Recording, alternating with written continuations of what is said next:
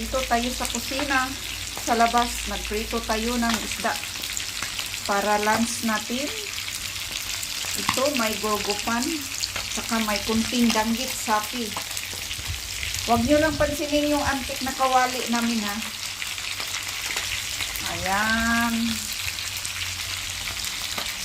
Sarap ito mga karosas. Gusto kasi nila yung malutong na pagkaluto. So, gawin natin malutong ang isda. Ayan. Sobrang lutong na.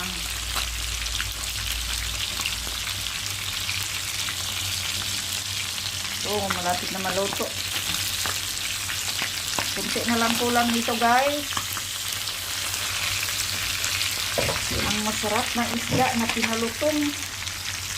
Ang lamig na ngayon dito. Sobrang lamig na. Kaya ako nagprito sa labas. Balot na balot.